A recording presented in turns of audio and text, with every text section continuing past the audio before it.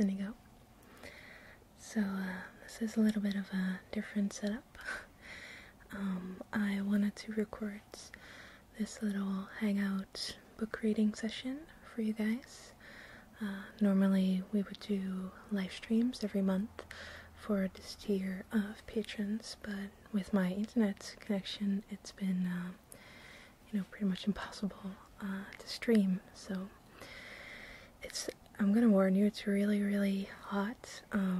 The Netherlands is going through a very rare heat wave right now, and since I live in an attic, it's like probably around like 40 degrees in my room right now.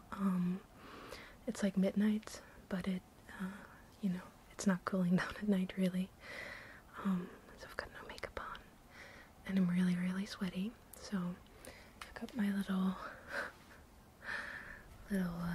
well, I use it as a cold compress mostly when I'm laying down. I can wipe down. So yeah, I just wanted to do something casual, kind of like hanging out type thing. So yeah, I've got this book here that I guess in a bit of a morbid way is a little bit appropriate. Okay, there's this ambulance going and it doesn't want to quiet down. Also, it's hot. Anyway, this Smoke Gets in Your Eyes by Caitlin Doty. She's got a YouTube channel as well, Ask a Mortician. I really, really like her videos. I think she's awesome. And well, obviously she's a mortician, so she deals with some rather difficult topics sometimes, but since watching it I've been thinking a lot more differently about death and how we deal with death in general and our dead in society.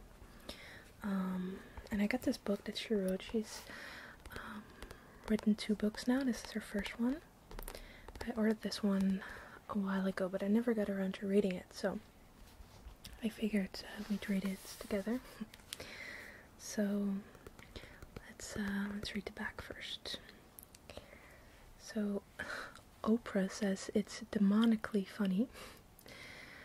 Armed with a degree in medieval history and a flair for the macabre, Caitlin Doty took a job at a crematory and turned a fascination with death into her life's work.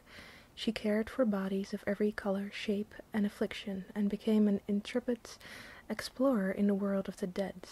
In this best-selling memoir, brimming with gallows humor and vivid characters, she marvels at the gruesome history of undertaking and relates her unique coming-of-age story with bold curiosity and mordant wit. By turns hilarious, dark, uplifting, Smoke Gets in Your Eyes reveals how the fear of dying warps our society and will make you reconsider how our culture treats the dead. Oh, that's funny because that's kind of what I just said. So yeah, I think it's like all sorts of kind of like short stories and encounters that she had, so we'll see how far we get. I just, this is gonna be as uncut as possible. I did have to cut because like the ambulance or whatever was really, really loud, so but otherwise, I'm just gonna be hanging out, and yeah.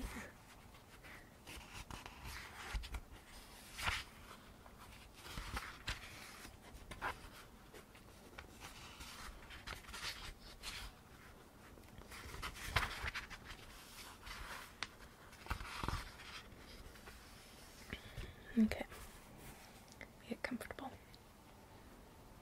sort of, as much as the heat allows anyway. Okay, so this chapter is called Shaving Byron, as in the name. A girl always remembers the first corpse she shaves. It is the only event in her life more awkward than her first kiss or the loss of her virginity. The hands of time will never move quite so slowly as when you are standing over the dead body of an elderly man with a pink plastic razor in your hand. Under the glare of fluorescent lights, I looked down at the poor, motionless Byron for what seemed like a solid 10 minutes. That was his name, or so the toe tag hung around his foot informed me. I wasn't sure if Byron was a he, a person, or an it, a body, but it seemed like I should at least know his name for this most intimate of procedures. Byron was, or had been, a man in his 70s with thick white hair sprouting from his face and head. He was naked, except for the sheet I kept wrapped around his lower half to protect I'm not sure what. Post-mortem decency, I suppose. His eyes, staring up into the abyss, had gone flat like deflated balloons. If a lover's eye are a clear mountain lake, Byron's were a stagnant pond. His mouth twisted open in a silent scream. Hey, Mike? I called out to my new boss from the body preparation room. So I guess I should use, like, shaving cream, or... Mike walked in, pulled a can of Barbasol from the metal cabinet, and told me to watch out for nicks. We can't really do anything if you slice open his face, so be careful, huh? Yes, be careful.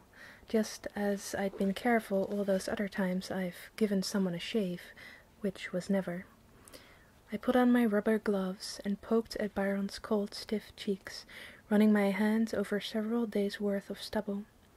I didn't feel anywhere near important enough to be doing this. I had grown up believing that morticians were professionals, trained experts who took care of our dead so the public didn't have to. Did Byron's family know a 23-year-old with 0 experiences was holding a razor to their loved one's face? I attempted to close Byron's eyes, but his wrinkled eyelids popped back up like window shades, as if he'd wanted to watch me perform this task. I tried again. Same result. "Hey, I don't need your judgment here, Byron," I said, to no response. It was the same with his mouth. I could push it shut, but it would stay closed only a few seconds before falling open again. No matter what I did, Byron refused to act in a manner befitting a gentleman about to get his afternoon shave. I gave up and spurted some cream on his face, clumsily spreading it around like a creepy toddler finger-painting in the Twilight Zone. This is just a dead person, I told myself. Rotting meat, Caitlin. An animal carcass. This was not an effective motivational technique. Byron was far more than rotting meat. He was also a noble, magical creature, like a unicorn or a griffin. He was a hybrid of something sacred and profane, stuck with me at this way station between life and eternity. By the time I concluded this was not the job for me, it was too late. Refusing to shave Byron was no longer an option. I picked up my pink weapon, the tool of a dark trade. Screwing up my face and emitting a high-pitched sound only dogs could hear, I pressed blade to cheek and began my career as a barber to the dead. When I woke up that morning, I hadn't expected to shave any corpses. Don't get me wrong, I expected the corpses, just not the shaving. It was my first day as a crematory operator at Westwind Cremation and Burial, a family-owned mortuary, or a family-owned funeral home, depending on which side of the United States you live on. Mortuary, funeral home, potato, potato, places for the dead. I leapt out of bed early, which I never did, and put on pants, which I never wore, along with steel-toed boots. The pants were too short and the boots too big. I looked ridiculous, but in my defense I did not have a cultural reference point for proper dead human burning attire. The sun rose as I walked out of my apartment on Rondell Place, shimmering over discarded needles and evaporating puddles of urine. A homeless man wearing a tutu dragged an old car tire down the alley, presumably to repurpose it as a makeshift toilet. When I first moved to San Francisco, it had taken me 3 months to find an apartment. Finally, I met Zoe, a lesbian criminal justice student offering a room. The two of us now shared her bright pink duplex on Rondell Place in the Mission District. Our home sweet alley was flanked on one side by popular Chiquira and on the other by Esta Noche, a bar known for its Latino drag queens and deafening ranchera music. Making my way down Rondell to the BART station, a man across the alley opened his coat to show me his penis. "What you think of this, honey?" he said, waving it triumphantly at me. "Well, man, I think you're going to have to do better," I replied. His face fell. I've lived on Rundle Place for a year by now. He really would have to do better. From the Mission Street stop, the BART train carried me under the bay to Oakland and spat me out a few blocks from West Wind. The sight of my new workplace, after a 10-minute trudge from the BART station, was underwhelming. I'm not sure exactly what I was expecting the mortuary to look like. Probably my grandmother's living room, equipped with a few fog machines, but from outside the black metal gates, the building seemed hopelessly normal. Eggshell white, only a single story that could have doubled as an insurance office. Near the gates there was a small sign, "Please ring bell." So, summoning my courage, I complied. After a moment, the door creaked open, and Mike, the crematory manager and my new boss, emerged. I had met him only once before, and had been tricked into thinking he was totally harmless. A balding white man in his 40s, of normal height and weight, wearing a pair of khaki pants. Somehow, in spite of his affable khakis, Mike managed to be terrifying, assessing me sharply from behind his glasses, taking inventory on just how big a mistake he had made in hiring me. "Hey, morning," he said. "Hey" and "morning" were flat, indistinguishable under his breath, as if they were meant for only him to hear. He opened the door and walked away. After a few awkward moments, I decided he intended me to follow, and I stepped through the entryway and turned several corners. A dull roar echoed to the hallways, growing louder. The building's nondescript exterior gave way in back to a massive warehouse. The roaring was coming from inside this cavernous room, specifically from two large squat machines sitting proudly in the center like the Tweedledum and Tweedledee of death. They were made of matching corrugated metal with chimneys that stretched upwards and out of the roof. Each machine had a metal door that slid up and down, the chomping mouths of an industrial children's fable. These are the cremation machines, I thought. There are people in there right now, dead people. I couldn't actually see any of these dead people yet, but just knowing they were nearby was exhilarating. "So these are the cremation machines?" I asked Mike. "They take up the whole room. You'd be pretty surprised if these weren't the machines, wouldn't you?" he replied, ducking through a nearby doorway, abandoning me once again. What was a nice girl like me doing in a body disposal warehouse like this? No one in her right mind would choose a day job as a corpse incinerator over, say, bank teller or kindergarten teacher. And it might have been easier to be hired as a bank teller or kindergarten teacher, so suspicious was the death industry of the 23-year-old woman desperate to join its ranks.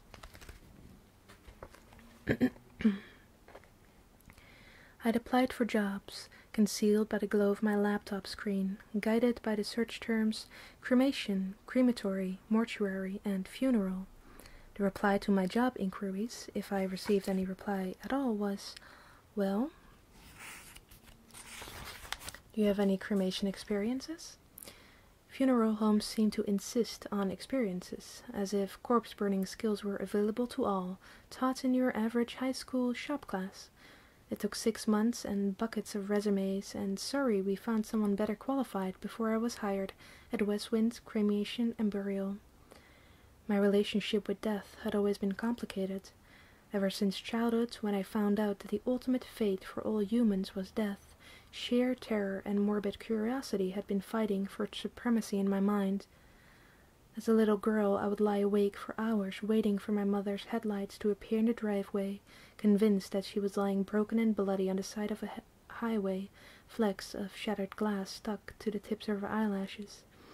I became functionally morbid, consumed with death, disease and darkness, yet capable of passing as a quasi-normal schoolgirl.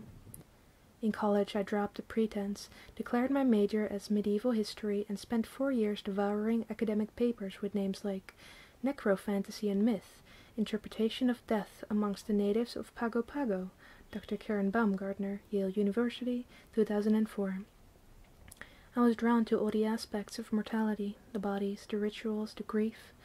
Academic papers had provided a fix, but they weren't enough. I wanted the harder stuff. Real bodies, real death.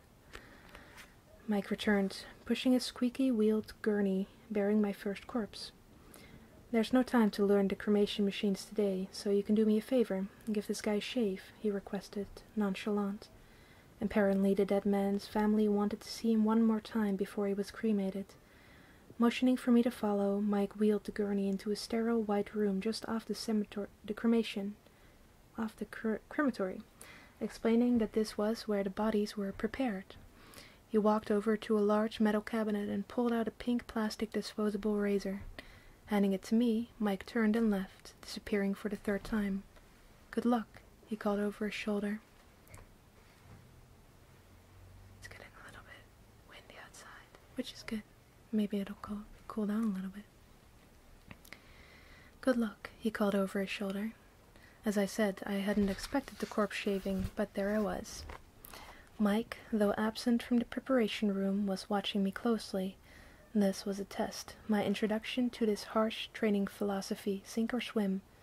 I was a new girl who had been hired to burn and occasionally shave corpses, and I would either A, be able to handle it, or B, not be able to handle it. There was to be no hand-holding, no learning curve, no trial period. Mike returned a few minutes later, stopping to glance over my shoulder. Look, here. No, in the direction his hair was growing. Short strokes, right. When I wiped the last bits of shaving cream from Byron's face, he looked like a newborn babe, not a nick or razor burn in sight. Later that morning, Byron's wife and daughter came to see him. Byron was wheeled into West Wind's viewing room and draped in white sheets. A floor lamp fitted with a rose-colored light bulb cast a calm glow over his exposed face, far more pleasant than the harsh fluorescent bulbs in the preparation room. After my shave, Mike had worked some kind of funerary magic to close Byron's eyes and gaping mouth. Now, under the rose lighting, the gentleman seemed almost serene. I kept expecting to hear cries from the viewing room of, "Dear God, who shaved him like this?" But to my relief, none came. I learned from his wife that Byron had been an accountant for 40 years. A fastidious man, he probably would have appreciated the close shave. Towards the end of his battle with lung cancer, he couldn't get out of bed to use the bathroom, let alone wield a razor. When his family left, it was time to cremate him. Mike rolled Byron into the mouth of one of the behemoth cremation machines and turned the dials on the front panel with an impressive dexterity. 2 hours later, the metal door rose again and revealed Byron's bones, reduced to a glowing red embers. Mike brought me a metal pole with a flat rake on the end. He demonstrated the long strokes required to pull the bones from the machine. All what remained of Byron fell into the waiting container. The phone rang. It boomed loudly through the speakers in the ceiling, installed specifically to be heard over the thunder of the machines. Mike tossed me his goggles and said, "You finish raking him out. I gotta grab the phone." As I scraped Byron's body out of the cremation machine, I saw that his skull was still fully intact. Looking over my shoulder to see if anyone, living or dead, was watching, I carefully inched it toward me. When it was near enough to the front of the chamber, I reached down and picked it up. The skull was still warm, and I could feel its smooth, dusty texture through my industrial-grade gloves. Byron's lifeless eye socket stared up at me as I tried to remember what its face had looked like as he slid into the flames just 2 hours before. It was a face I should have known well after our barber-client relationship, but that face, that human, was gone. Mother Nature, as Tennyson said, is red in tooth and claw, demolishing every beautiful thing she has ever created. Bones, reduced to just their inorganic elements by cremation, become very brittle.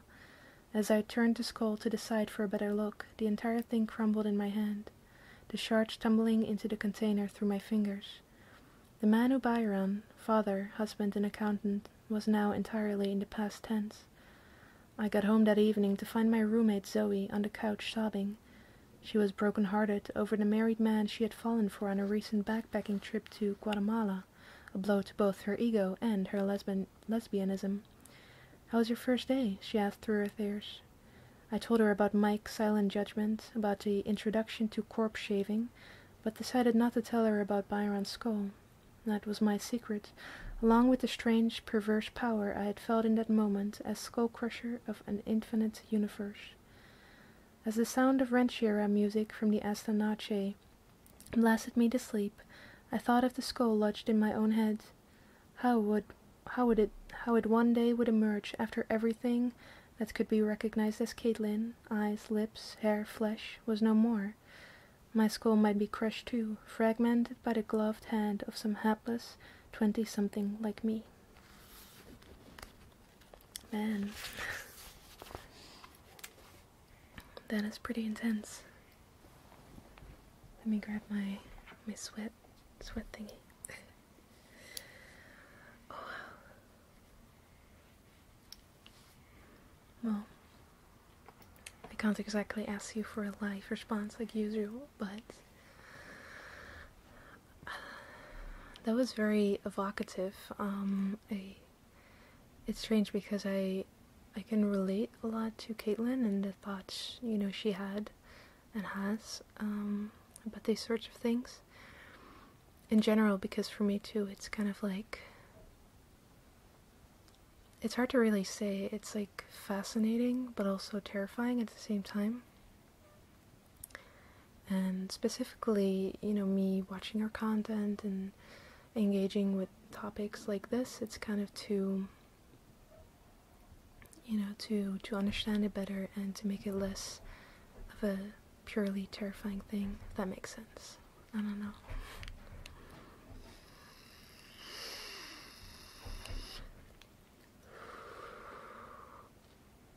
I think it's a good book though, so far. Drink some water. Don't want to get dehydrated.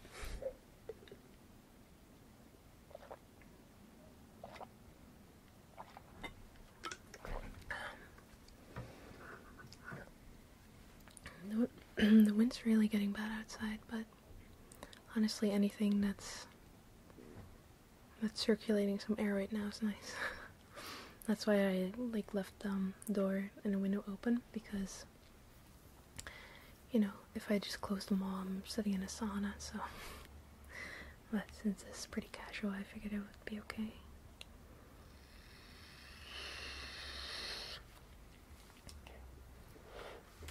Let's see if we can do one more chapter. It kind of depends on how long it is.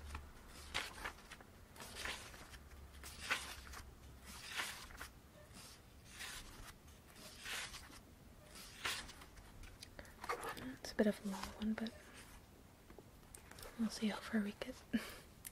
Gosh. Okay. Puppy surprise. My second day at Westwind, I met Padma. It wasn't that Padma was gross. Gross is such a simple word, with simple connotations. Padma was more like a creature from a horror film, cast in the lead role of resurrected voodoo witch.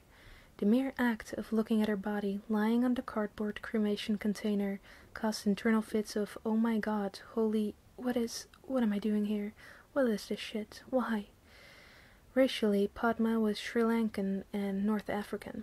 Her dark complexion, in combination with advanced decomposition, had turned her skin pitch black. Her hair hung in long, matted clumps, splayed out in all directions. Thick, spidery white mold shot out of her nose, covering half her face, stretching over her eyes and yawning mouth. The left side of her chest was caved in, giving the impression that someone had removed her heart in some elaborate ritual. Padma was in her early 30s when she was felled by a rare genetic disease. Her body was kept for months at the Stanford University Hospital so doctors could run tests to understand the condition that killed her. By the time she arrived at Westwind, her body had taken a turn for the surreal. Grotesque as Padme appeared in the amateur's eye, I couldn't shrink away from her body like a wobbly fawn. Mike, the crematory manager, had made it clear that I was not paid to be freaked out by dead bodies. I was desperate to prove that I could share his clinical detachment. Spiderweb face mold, is it? Oh yes, seen it a million times before. Surprised this is such a mild case, really, I would say, with the authority of a true death professional. Until you've seen a dead body like Padme's, death can seem almost glamorous. Imagine a Victorian consumption victim expiring with a single trickle of blood sliding down from the corner of her rosy mouth. When Edgar Allan Poe's love Annabel Lee is taken by the chill of winter and entombed. The lovelorn Poe cannot stay away. He goes to lie down by the side of my darling, my life and my bride, in her sepulture there by the sea, in the tomb by the sounding sea. The exquisite alabaster corpse of Annabel Lee. No mention of the ravages of decomposition that would have made lying down next to her a rancid embrace for the broken-hearted Poe. It wasn't just Padma. The day-to-day realities working at Westwind were more savage than I had anticipated. My day began at 8:30 a.m. when I turned on Westwind's 2 retorts, industry jargon for cremation machines. I carried a retort turning on sheet with me for the first month, clumsily cranking the 1970s science fiction dials to light up the bright blue, red, and green buttons that set temperatures and ignited burners and controlled airflow. The moments before the retorts roared to life were some of the quietest and most peaceful of the day. No noise, no heat, no pressure, just a girl and a selection of newly deceased. Once the retorts came to life, the peace vanished. The room turned into an inner ring of hell, filled with hot, dense air and the rumbling of a devil's breath.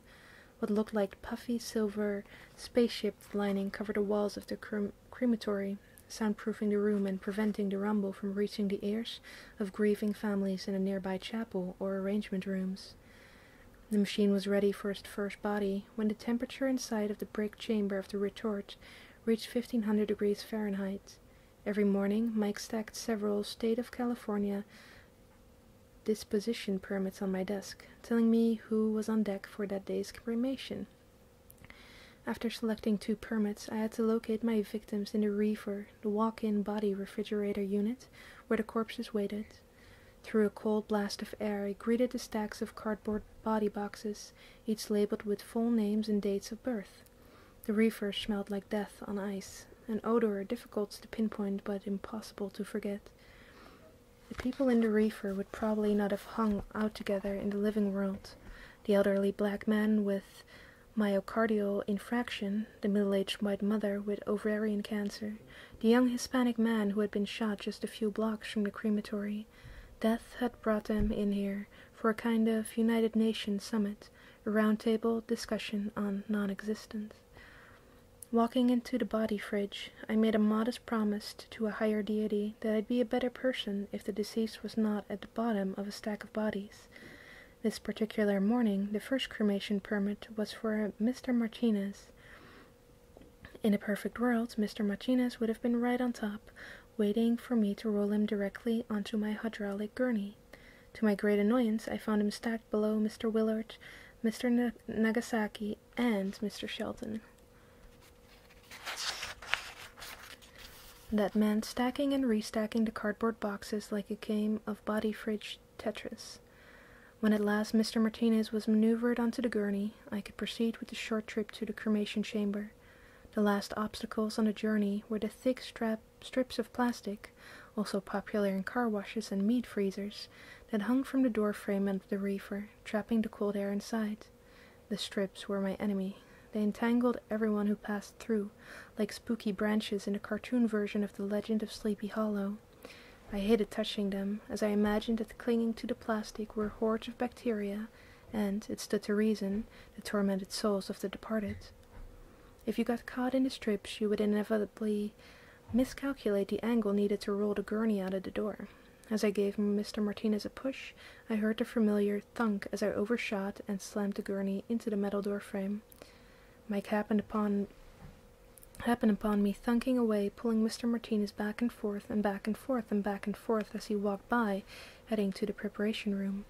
"You need help? You got it?" he asked, one eyebrow arched significantly higher than the other, as if to say, "It's painfully obvious how much you don't got it." "No, I got it," I replied cheerfully, brushing the bacteria tentacle from my face and heaving the gurney into the crematory. I made sure my response was always, "Nope, I got it." Did I need help watering the plants in the front courtyard? Nope, got it. Did I need further instructions on how to lather up a man's hand to slip a wedding ring over his bloated knuckle? Nope, got it. With Mr. Martinez safely out of the reefer, it was time to open the cardboard box. This, I had discovered, was the best part of my job. I equate opening the boxes with an early 90s stuffed toy for young girls, Puppy Surprise. The commercial for Puppy Surprise featured a group of 5 to 7-year-old girls crowded around a plush dog. They would shriek with delight as they opened her plushy stomach and discovered just how many stuffed baby puppies lived inside. Could be 3, could be 4, or even 5. This was, of course, the surprise. Such was the case with dead bodies. Every time you opened a box, you can find anything from a 95-year-old woman who died peacefully under home hospice care to a 30-year-old man they found in a dumpster behind a Home Depot after 8 days of putrefaction. Each person was a new adventure. If the body I found in the box was on the unusual side, think Padma's face mold, my own curiosity led me to gumshoe-style investigations via the electronic death registration system, coroner's amendments, and the death certificate. These bureaucratic necessities would contain more information about a person's life, and more important, their death. The story of how they came to leave the living and join me at the crematory. Mr. Martinez was not so out of the ordinary as far as corpses went. Only a 3-puppy body, I'd say, if pressed to give him a rating. He was a Latino gentleman in his late 60s, who had probably died of a heart condition. Raised up under his skin, I could see the outline of a pacemaker. Legend among crematory workers holds that the lithium batteries inside pacemakers explode in the crematory chamber if not removed. These tiny bombs have the potential to blow the faces of poor innocent crematory operators. No one has ever left one in the retort long enough to find out if the rumor is true. I went back to the preparation room for one of the embalmer scalpels to remove it. I touched the scalpel to Mr. Martinez's face and attempted 2 slices above the pacemaker in a crosshatch pattern. The scalpel looked sharp, but it did nothing to pierce his skin, not even a scratch. It's not hard to understand why medical schools use cadavers to practice operating techniques, desensitizing their students to the process of causing pain. Performing this mini-operation, I felt Mr. Martinez must surely be in agony. Our human identification with the dead always makes us feel like the decedent must be in pain, even though the murk in the man's eyes told me he had long left the proverbial building. Mike had showed me how to perform a pacemaker removal the week before, but he had made it look easy. It required more force with the scalpel than you think. Human skin is surprisingly tough material. I apologized to Mr. Martinez for my incompetence. After several more unsuccessful scalpel jabs and frustrated noises, the metal of the pacemaker revealed itself beneath the lumpy yellow tissue of his chest. With one quick pull, it was free. Now that Mr. Martinez had been identified, relocated, and stripped of all potential explosive batteries, he was ready to meet his fiery end. I plugged the conveyor belt into the retort and pushed a button, which starts the assembly line process of rolling a body into the machine. Once the metal door clunked close, I returned to the science fiction dials at the front of the machine, adjusted the airflow, and turned on the ignition burners. There was very little to do while a body is burning. I kept watch on the machine's changing temperature and opened the metal door a few inches in order to peek inside and monitor the body's progress. The heavy door creaked when it opened. I imagined it saying, "Beware of what you shall discover, my pretty." 4,000 years ago, the Hindu Vedas described cremation as necessary for a trapped soul to be released from the impure dead body. The soul is freed the moment the skull cracks open, flying up to the world of the ancestors. It is a beautiful thought, but if you're not used to watching a human body burn, the scene can be borderline hellish. The first time I peeked in on a cremating body, I felt outrageously transgressive, even though it was required by West Wind's protocol. No matter how many heavy metal album covers you've seen, how many Hieronymus Bosch's prints of the tortures of hell, or even the scene in Indiana Jones where the Nazi's face melts off, you cannot be prepared to view a body being cremated. Seeing a flaming human skull is intense beyond your wildest flights of imagination. When a body goes into the retort, the first thing to burn is the cardboard box, or alternative container as it's called on a funeral bill. The box immediately melts into flames, leaving the body defenseless against the inferno. Then, the organic material burns away, and a complete change overtakes the body. Almost 80% of the human body is water, which evaporates with little trouble. The flames then go to work on the soft tissues, scarring the whole body a crispy black. Burning these parts, the one that visually identify you, takes the bulk of the time. It would be a lie to say if I hadn't had a particular vision of being a crematory operator. I expected that the job would involve placing a body in one of these giant machines and settling down with my feet up to eat strawberries and read a novel as the poor man or woman was cremated.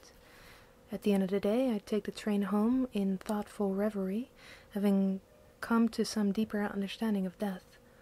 After a few weeks at West Wind, any dreams I had of berry-eating reveries were replaced by much more basic thoughts as, when is lunch? Will I ever be clean? You're never really clean at the crematory. A thin layer of dust and soot settles over everything, courtesy of the ashes of dead humans and industrial machinery. It settles in places you think impossible for dust to reach, like the inner lining of your nostrils. By midday, I looked like the little match girl, selling wares on a 19th century street corner. There's not much to enjoy in a layer of inorganic human bone dust settled behind one's ear or gathered underneath fingernail, but Yaz transported me to a world different of the one I knew outside of the cemetery. Enkyopat O'Hara was the head of a Zen Buddhist center in New York City at the time of the September 11 attacks, when the towers of the World Trade Center came down in a scream of chaos and metal. The smell didn't go away for several weeks, and you had the sense you were breathing people, she said. It was the smell of all kinds of things that had totally disintegrated, including people and electrical things and stone and glass and everything.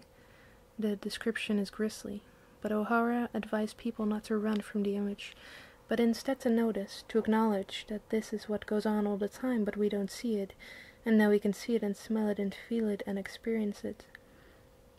At West Wind, for what felt like the first time I was seeing, smelling, feeling, experiencing, this time of encounter was an engagement with a reality that was precious and quickly becoming addictive. Returning to my first basic concern, when and where was lunch? I was given half an hour for lunchtime. I couldn't eat in the lobby for fear family would catch me feasting on chow mein. Potential scenario, front door swings open, my head jerks up, wide-eyed, noodles hanging from my lips. And the crematory was also out, lest the dust settle into my takeout container. That left the chapel, if it wasn't occupied with a body, and Joe's office. Though Mike now ran the cemetery, West Wind Cremation and Burial was the house that Joe built. I had never met Joe, the owner of West Wind. He retired just before I cremated my first body, leaving Mike in charge.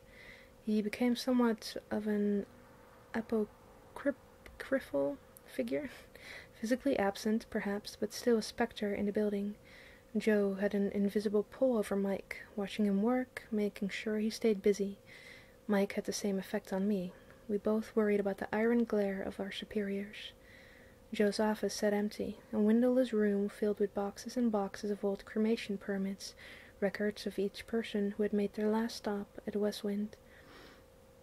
His picture still hung over his desk, a tall man with pockmarked skin, a scarred face, and thick black facial hair. He looked like someone you didn't want to fuck with. After pestering Mike for more information about Joe, he produced a faded copy of the local alt weekly with Joe's picture splashed across the cover. In the picture, he stands in front of West Wind's cremation machine with his arms crossed and looks, once again, like someone you didn't want to fuck with.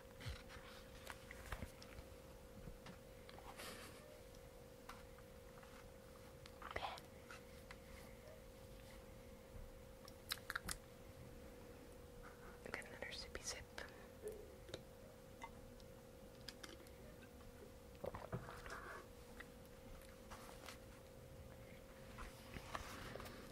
I found this in the filing cabinet, Mike said. You'll like this. The article makes Joe sound like some badass renegade cremationist who took on the bureaucracy and won. Mike was right. I did like it. People in San Francisco eat that kind of story up. A former San Francisco police officer, Joe, had founded West Wind 20 years prior to my arrival. His original business plan was to fill the lucrative niche of scattering ashes at sea. He purchased a boat and fixed it up to shuttle families into the San Francisco Bay. I think he sailed that thing himself, from like China or somewhere. I don't remember, Mike said. Somewhere along the line, the guy storing Joe's boat made some manner of horrible mistake and sank it. Mike explained. So Joe's standing there on the dock, right, smoking a cigar and watching his boat sink into the bay. And he's thinking, well, maybe the silver lining here is that I'll use this insurance money to buy cremation machines instead. Fast forward a year or so, and we find Joe as the owner of a small business, the proprietor of the fledgling West Wing Cremation and Burial. He discovered that the San Francisco College of Mortuary Science has been under contract for many years with the city of San Francisco to dispose of their homeless and indigent dead. According to Mike, the mortuary college definition of dispose was like using the bodies as learning tools for their students, unnecessarily embalming orbital corpses and charging the city for it. In the late 1980s, the mortuary college was overbilling the city by as much as $15,000 a year. So Joe, enterprising gentleman that he was, underbid the mortuary college by $2 a body and won the contract. All the unclaimed indigent dead now came through West Wind. This bold move put Joe on the wrong side of the San Francisco coroner's office. The coroner at the time, Dr. Boyd Steffens, was chummy with local funeral homes and, according to the article, not above accepting liquor and chocolate in appreciation for his business. Dr. Stevens was equally friendly with the San Francisco College of Mortuary Science, the place that Joe had just beaten for the contract to dispose of the indigent dead. Harassment against West Wind ensued, and the city inspectors dropping by multiple times a week finding frivolous violations. For no reason and without warning, the city pulled the contract from West Wind. Joe filed a lawsuit, which he won, against the San Francisco coroner's office.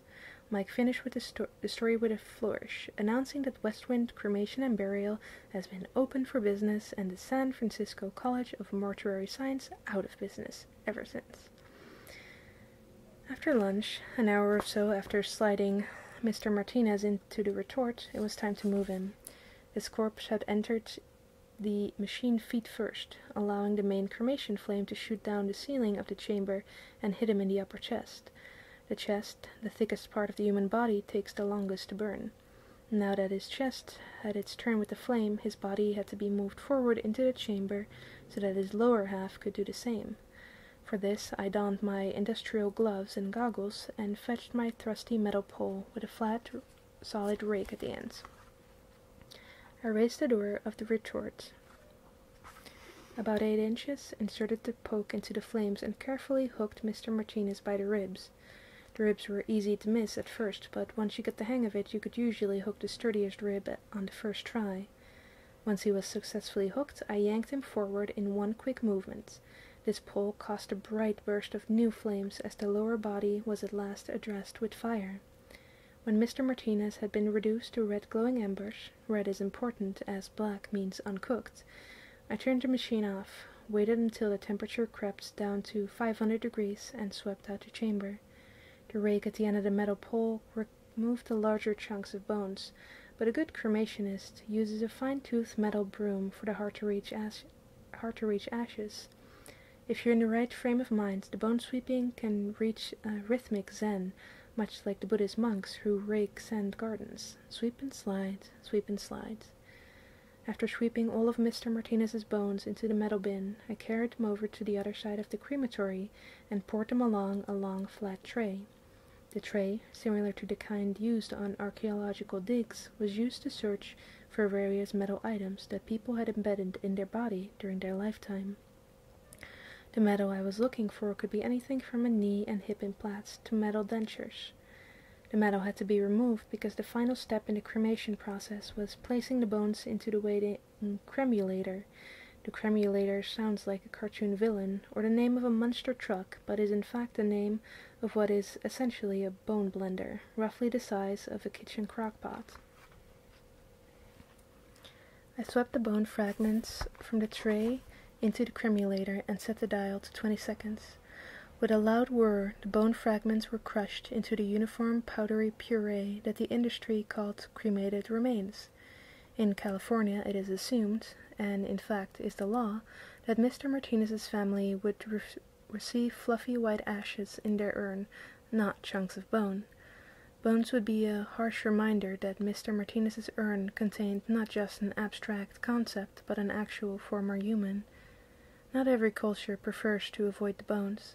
In the 1st century CE, the Romans built tall cremation pyres from pine logs. The uncoffined corpse was laid atop the pyre and set ablaze.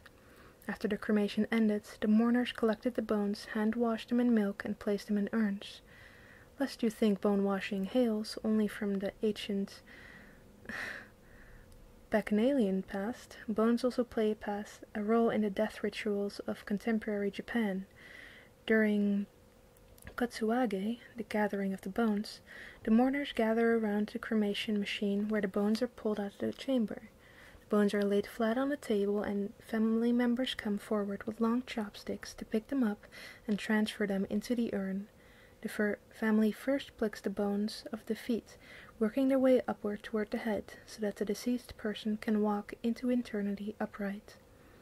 At West Wind there was no family, only Mr. Martinez and me. The famous treatise called The Pornography of Death, the anthropologist Geoffrey Gorer wrote, "In many cases, it would appear, cremation is chosen because it is felt to get rid of the dead more completely and finally than does burial." I was not Mr. Martinez's family, I did not know him, and yet there I was, the bearer of all ritual and action surrounding his death. I was his one-woman Kotsuage. In times past and in cultures all over the world, the ritual following a death has been a delicate dance performed by the proper practitioners at the proper time. For me to be in charge of this man's final moments, with no training other than a few weeks operating a cremation machine, did not seem right. After whirling Mr. Martinez to ash in the cremulator, I poured him into a plastic bag and sealed it with a bread-bag twist tie. That plastic bag containing Mr. Martinez's went into a brown plastic urn. We sold more expensive urns than this one in the arrangement room out front, gilded and decorated with a mother-of-pearl doves on the side, but Mr. Martinez's family, like most families, chose not to buy one. I punched his name into the label maker, which hummed out and spit out the identity that would be stuck on the front of his eternal holding chamber. In my last act for Mr. Martinez, I placed him on the shelf above the cremation desk, where he joined the line of brown plastic soldiers, dutifully waiting for someone to come to claim them. Satisfied at having done my job and taking a man from corpse to ash, I left the crematory at 5 p.m., covered in my fine layer of people dust. Damn. Wow.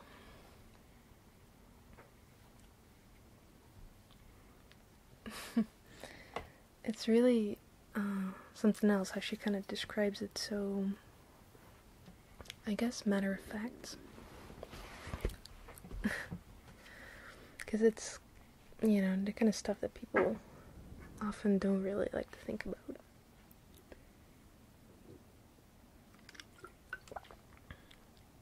Kind of like the dirty details and stuff like that. But maybe that's why I found it so interesting. Anyway. Yeah, I hope you liked my reading. I know I got a little bit weird at the end because my voice gets tired and I'm sweating like crazy. And I'm just gonna do some triggers. Some brushing and stuff. I know that this kind of topic is not for everyone, and that's fine. But I generally tend to believe that for me, it is important to approach the topics that I'd rather walk away from anyway.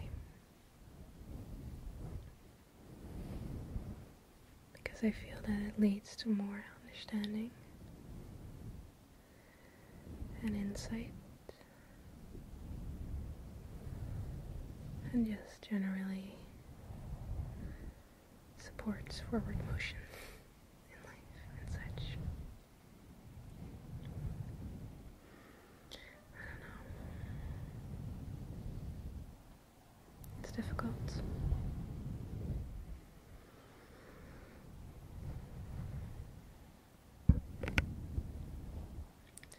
But I'd rather approach it with an open mind.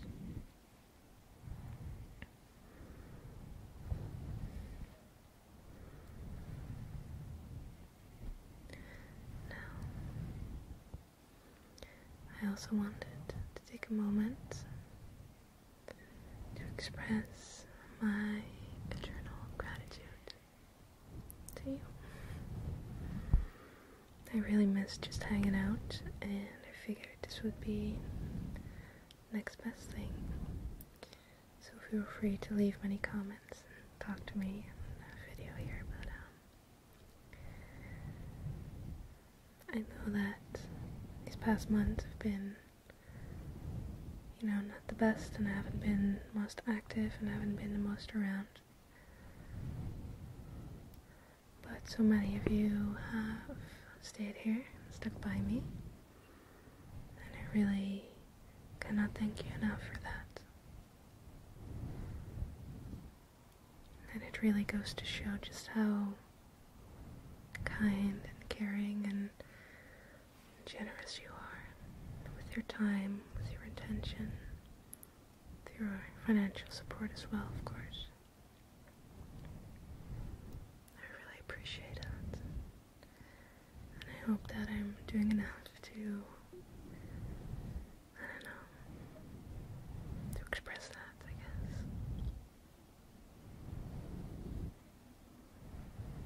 So, depending where you are in the world, I hope that you're able to keep it cool. Or, put an extra pair of fluffy socks on. That you're doing well. That you're taking care of yourself, your health, both physically and mentally. That you are, of course, kind to those around you. But most importantly,